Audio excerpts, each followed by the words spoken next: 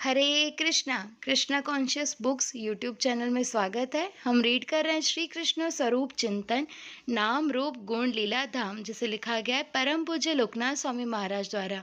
आज से हम देखेंगे भगवान की अष्टकालीय लीला स्मरण। भगवान की लीलाएं 8 कालों में बटी हुई है, इसलिए अष्टकालीय लीला कहलाती है। भगवान की नित्य लीला में 24 घंटों के 8 विभाग किए गए हैं। पहला निशांत काल, दूसरा प्रातः काल, तीसरा पूर्वाह्न काल, चौथा मध्याह्न काल, पांचवा अपराह्न काल, छठा सायंकाल, सातवां प्रदोष काल और आठवां निशा काल। इन 8 कालों में से 2 काल मध्याह्न और निशा काल की अवधि अन्य कालों से अधिक है। इन दोनों कालों की अवधि 4 घंटा 48 मिनट है और अन्य सभी कालों की अवधि 2 घंटा 24 मिनट है। इन 24 घंटों में भगवान का शांत, दास्य, साख्य, वात्सल्य तथा माधुर्यमय भावों के भक्तों से एक बार या अनेक बार क्रम से आदान प्रदान होता है। इस प्रकार सभी को भगवान का संग प्राप्त करने का अवसर मिलता है। निम्नलिखित 8 अनुच्छेद श्री कृष्ण की 8 लीलाओं का वर्णन करते हैं, जो दिन के 8 प्रहरों में बटी हुई है। इन लीलाओं का सुरम्य वर्णन गोविंद लीलामृत, संकल्प कल्पद्रुम, जैव धर्म आदि ग्रंथों में प्राप्त होता है। गौड़ीय वैष्णव संप्रदाय में यह पौराणिक तथा पारंपरिक रीति है, जिसके द्वारा भक्तगण भगवान की नित्य लीलाओं का ध्यान करते हैं। दिन के अग्रसर होने के साथ साथ अपने मन को इन विविध लीलाओं पर केंद्रित करके वैष्णव आचार्यों ने उदाहरण प्रस्तुत किया है कि राधा कृष्ण की सेवा में 24 घंटे संलग्न रहना संभव है।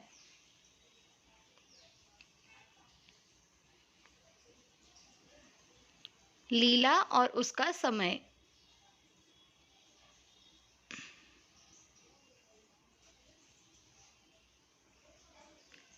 पहला निशांत लीला, प्रातः 3:36 से 6 बजे। निशांत काल में कुंज भंग, जब राधा कृष्ण अपनी निकुंज लीला का त्याग करते हैं, आदि लीलाएं घटित होती है। इस समय राधा और कृष्ण वृंदावन के एक रमणीय निकुंज में शयन कर रहे होते हैं। वन्य निकुंज में पहुंचकर भगवान ने अल्प ही विश्राम किया होता है और उन्हें जगा दिया जाता है। प्रभात काल में उदित हुए आदित्य के भय से वृंदा देवी राधा कृष्ण को निद्रा से जगाने हेतु शुक और सारिकाओं को प्रेरित करती है, जिनका कलरव सुनकर राधा माधव की नींद खुल जाती है। यद्यपि ये पक्षी विभिन्न सुमधुर तथा सार गर्भित गीतों को गाते हैं, परंतु फिर भी उनके गीत कर्ण कटु प्रतीत होते हैं, क्योंकि वे राधा कृष्ण के सुखद विश्राम को भंग करते हैं। कुछ दूरी से सखियां युगल किशोर को जागते हुए दिखती है, जो उस समय पर परस्पर प्रेम विनिमय करते हुए अत्यंत मनमोहक प्रतीत होते हैं। प्रेमालिंगन में बंधे रहने के इच्छुक राधा कृष्ण लालायित हो एक दूसरे की ओर निहारते रहते हैं। वे एक दूसरे के संग को त्याग देने के भय से व्याकुल हो जाते हैं। अंततः एक कंकखटी नाम की बूढ़ी बंदरिया आती है और कृष्ण को स्मरण दिलाती है कि उनको पुनः नंदग्राम और राधा को बरसाना लौटना है।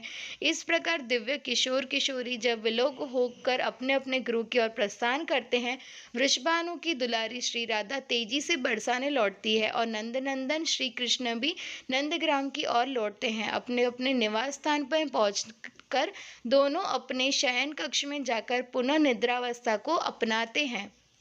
दूसरा प्रातःकाल लीला, प्रातः 6 बजे से 8:24 बजे तक। इस समय भगवान नंद भवन में होते हैं। उनका जागना, स्नान, श्रृंगार, प्रातःकालीन भोजन तथा गौशाला में दूध दोहने जैसी लीलाएं चलती रहती हैं। इतने में अन्य ग्वाल बाल पहुंच जाते हैं और वे कृष्ण को वन में गौचारण हेतु ले जाते हैं।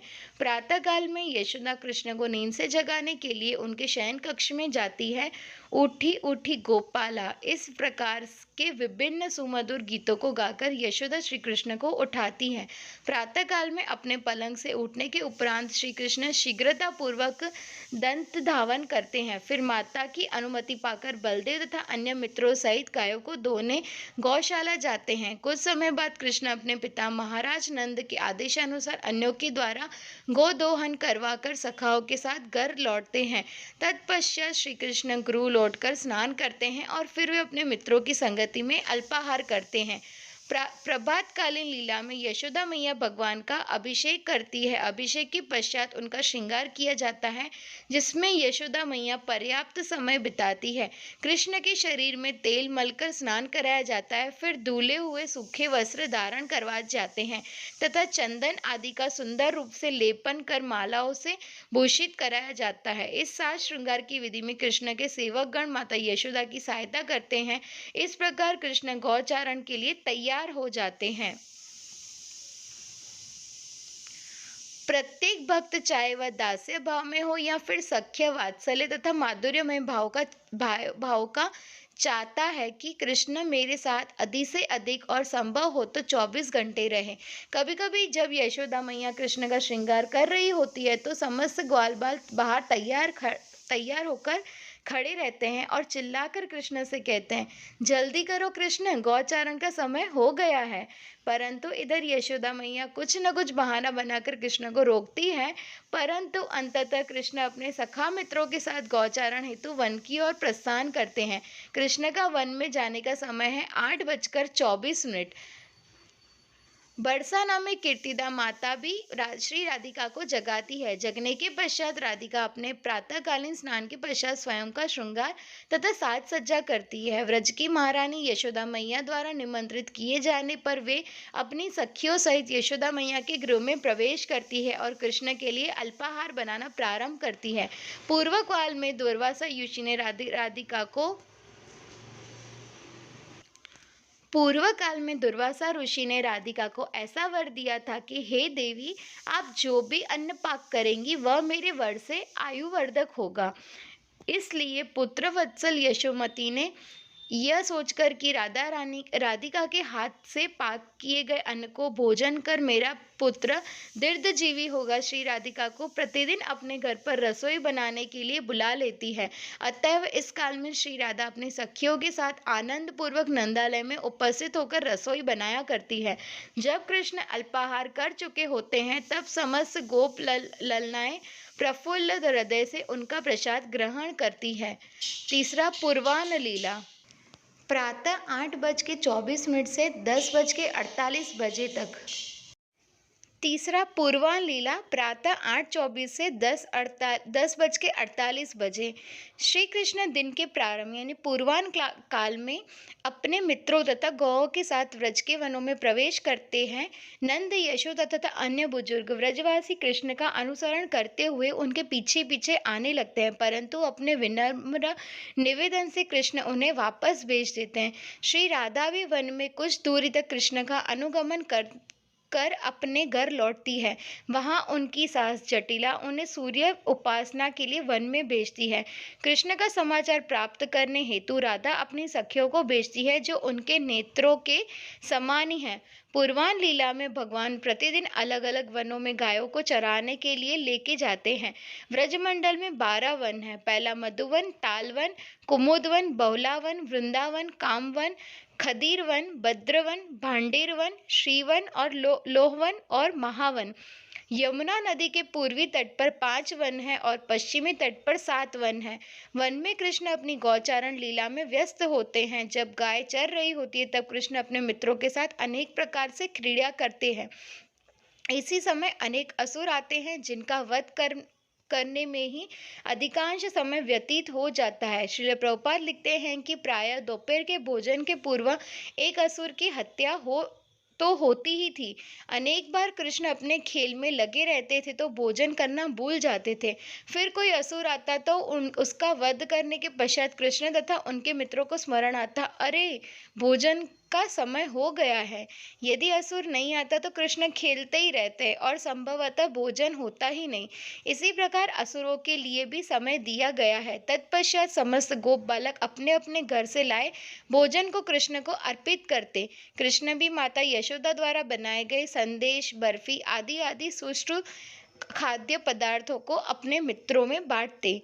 इस प्रकार सभी आनंद पूर्वक दिन का भोजन ग्रहण करते। भगवान की झूलन यात्रा भी प्रतिदिन होती है।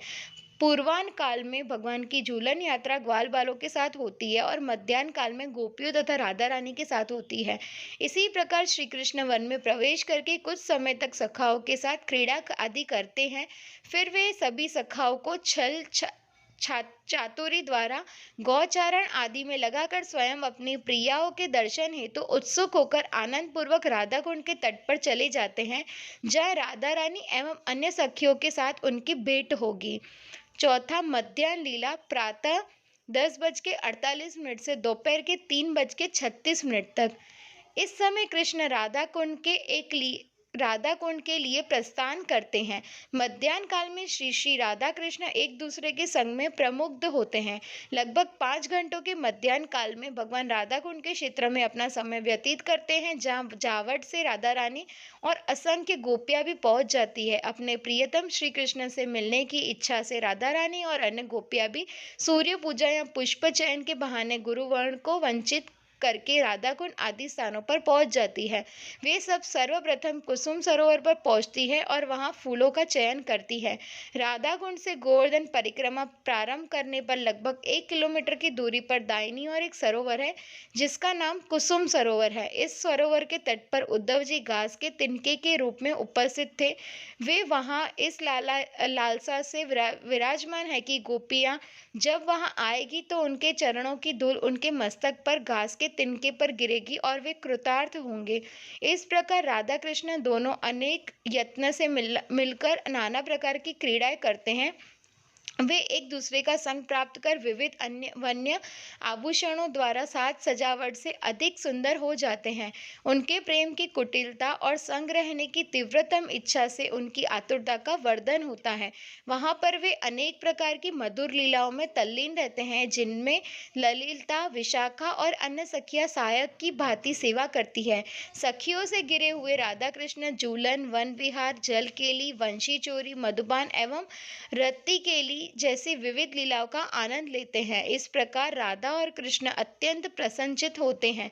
वहाँ अष्ट सखियां यथा ललिता, विशाखा, इंदुलेखा, सुदेवी, रंगदेवी, चंपकलता, चित्रा और तुंग विद्या के कुंज हैं। प्रत्येक कुंज में भिन्न भिन्न ऋतु, पंछी, वृक्षवल्ली आदि होते हैं। राधा कुंड के तट पर इन 8 भिन्न भिन्न नुकुंजों में एक ही समय पर भिन्न भिन्न ऋतुएं होती है।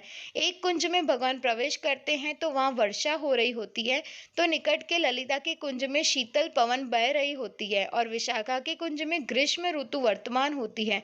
इस प्रकार 6 ऋतुएं राधा कुंड के तट पर भगवान की प्रसन्नता हेतु विद्यमान रहती हैं और भगवान अपनी इच्छानुसार भिन्न भिन्न कुंजों में विहार करते हुए आनंद लेते हैं। कई बार राधा रानी की सास जटिला उन्हें ढूंढती है, कहाँ गई मेरी बहू, और वे ढूंढते ढूंढते राधा कुंड के तट पर आ पहुंचती है। उस समय राधा रानी ने नीले रंग की साड़ी पहनी होती है, जो श्री कृष्ण की वर्ण कांति के समान है, और उनका ऊपरी वस्त्र लाल रंग का होता है। श्री कृष्ण ने पीत वस्त्र पहरे हुए हो, जो कि राधा रानी की अंग कांति के समान है। राधा कुंड के तट पर एक कुंज है, जहाँ के सभी पेड़ पौधे, फूल, घास आदि नीले रंग के हैं। जब युगल किशोर को पता चलता है कि जटिला उन्हें ढूंढने के लिए आ सकती है, तब उस समय वे उस कुंज में जाते हैं जहाँ सब कुछ नील वर्ण का है। यदि श्री कृष्ण वहां पर राधा रानी के साथ झूले पर झूल रहे होते हैं तो भी जटिला को नीले वस्त्रों से आच्छादित अपनी बहू यानी राधा दिखाई नहीं देती। उन्हें दूर से देखने पर सब कुछ नीला ही दिखाई देता है। उन्हें केवल पीताम्बर वस्त्र पहने हुए कृष्ण ही दिखाई देते हैं। अतः वह अपने प्रयासों में असफल होने पर वे सोचती है राधा रानी आज भी नहीं आई, और घर लौट जाती है। उसके पश्चात पीताम्बर कृष्ण और नीलांबरी राधा की लीला वहां चलती रहती है। इस प्रकार माधुर्य रस का आस्वादन लेते हुए अत्यंत सरलता से समय बीत जाता है। उसके पश्चात कृष्ण अपनी प्राण वल्लभा श्री राधिका की अनुमति लेकर गायों की ओर चल पड़ते हैं। श्रीमती राधा रानी भी सखियों के साथ सूर्य पूजा के लिए सूर्य मंदिर में चली जाती है। श्री कृष्ण कुछ ही दूर जाकर लौट पड़ते हैं और पुजारी ब्राह्मण का वेश धारण करके सूर्य मंदिर में उपस्थित होते हैं। राधा रानी की सखियां कृष्ण को पुजारी समझकर सूर्य पूजा करा देने का आग्रह करती है। कृष्ण भी परिहास पूर्ण कल्पित वेद मंत्रों द्वारा सूर्य की पूजा कराने लगते हैं। बुद्धिमती सखियां कल्पित वेद मंत्रों को सुनते ही तुरंत श्री कृष्ण की सच्चाई को जान लेती है।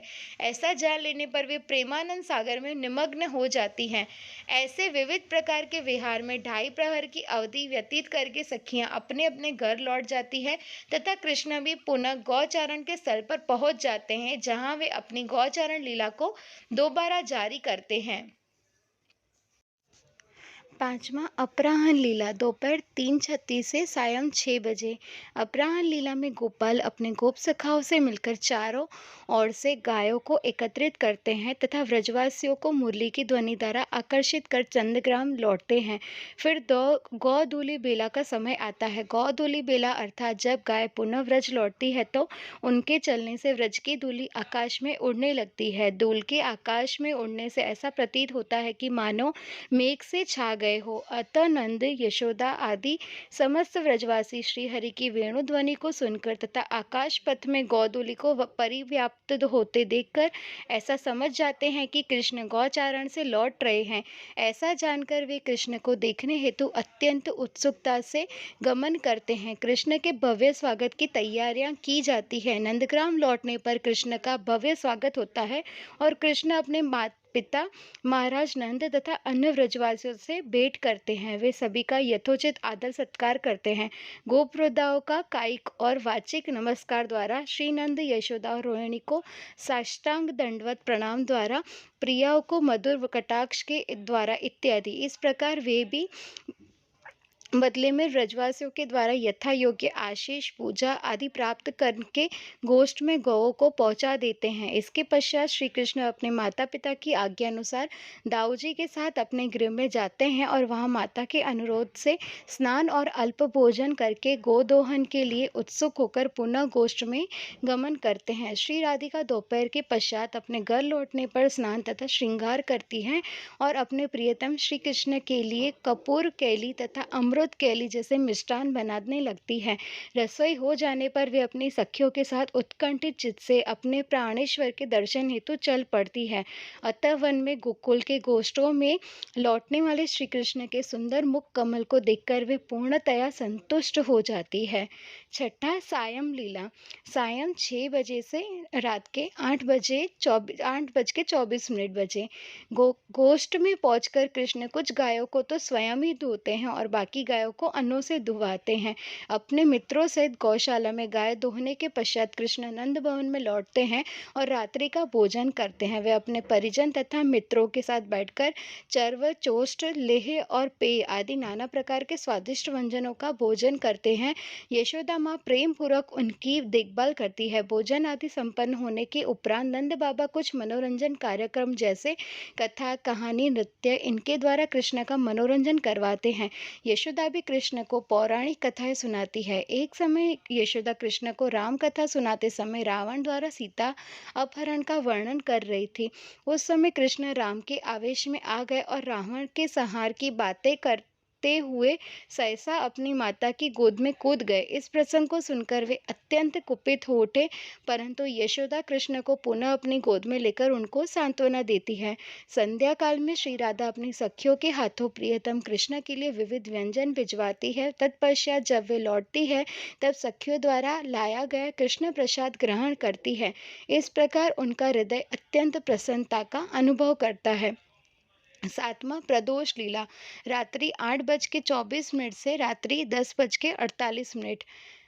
प्रदोष काल में श्री कृष्ण अपने पिता और गोप सखाओं के संग सभागार में बैठकर विभिन्न कलाकारों द्वारा प्रदर्शित विविध करतबों का आनंद उठाते हैं। तत्पश्चात उनकी प्रिय माता उन्हें सभा से बुलाकर सुला देती है।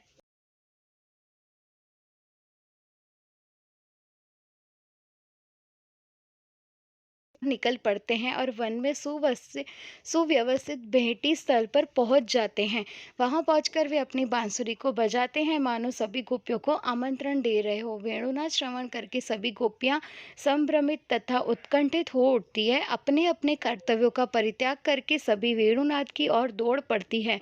अपनी सखियों की मंडली में स्थित श्री राधिका प्रदोष काल में स्वयं को चंद्र की कलाओं के अनुसार विविध वस्त्रों से सजाती है। वे कृष्ण अथवा शुक्ल पक्ष के अनुसार उपयुक्त परिधान पहनती है। राधिका अमावस्या की रात्रि श्याम वर्णीय और पूर्णिमा की रात्रि श्वेत वर्णीय वस्त्र धारण करती है। वृंदा देवी के सुझाव पर वे अपनी एक संदेश वाहिका के साथ यमुना के तट पर स्थित कल्प वृक्षों के कुंज में पहुंचती है। कृष्ण की मुरली की ध्वनि श्रवण करके उनको पता चल जाता है कि उनके प्रियतम लीला स्थली पर आ चुके हैं। अतः वह भी अन्य गोपियों के समान उस दिशा की ओर दौड़ने लगती है। इस प्रदोष काल काल में रासलीला आदि अतरंग लीलाओं की भूमिका स्थापित की जाती है, जिसे अंग्रेजी में सेटिंग द सीन भी कहा जाता है। ये लीलाएं मुख्यतः प्रिय विप्रलभ प्रेम को दर्शाती है। प्रदोष लीला।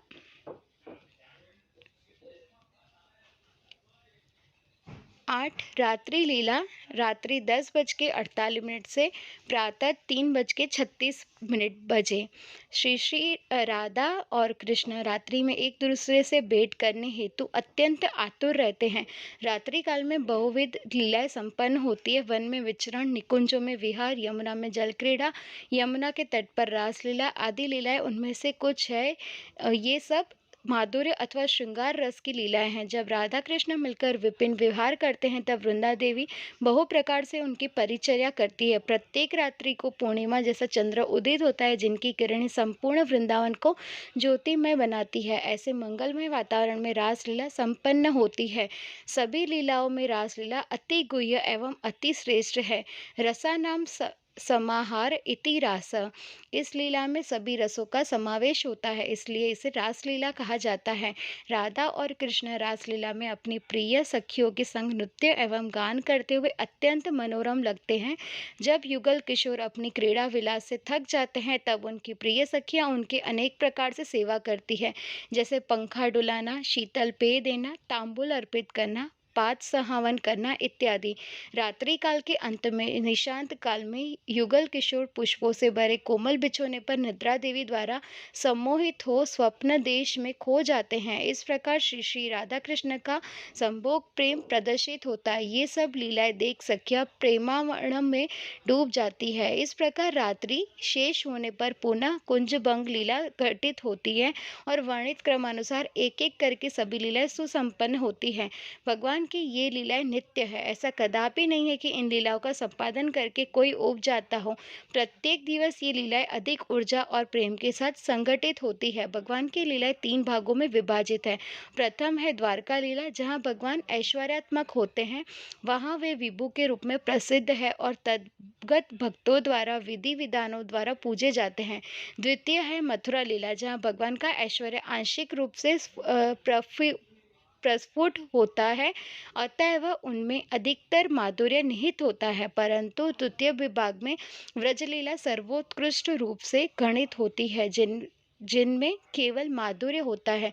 जिस लीला में जितनी अधिक मात्रा में माधुर्य होता है, वह उतनी ही उत्कृष्ट और आत्मीय होती है। अतएव व्रजलीला में कृष्णचंद्र पूर्णतम होते हैं। यद्यपि ऐश्वर्य भगवान की भगवत्ता का अंग है, फिर भी जिस लीला में उनके माधुर्य का प्राबल्य होता है, उस लीला में ऐश्वर्य का क्षय हो जाता है। व्रज में ही यह भाव प्रधान है। श्री कृष्ण व्रजवासियों को अपनी अनगिनत लीलाओं को दिखाकर आनंदित करते रहते हैं, और उधर आकाश में देवता ऋषिगण खड़े होकर ऐश्वर्य से उनकी लीलाएं देखते हैं। जो उनको पहचानते नहीं, उनको लगता है कि कृष्ण कोई साधारण मनुष्य है, परंतु ब्रह्मा, शिव, नारद, सनक सनंदन आदि जब उन्हें देखते हैं, तो उनके नेत्रों से प्रेमाश्रु बहने लगते हैं। प्रेम से उनका हृदय द्रवित और कंठ गत हो जाता है। वे यह सोचकर चकित होते हैं कि अखिल ब्रह्मांड नायक श्री कृष्ण अपने प्रिय भक्तों के अधीन हो जाते हैं। श्री कृष्ण के ऐसे अद्भुत चरित्रों को भक्ति भाव से सुनने और पढ़ने से मनुष्य कृतार्थ हो जाता है।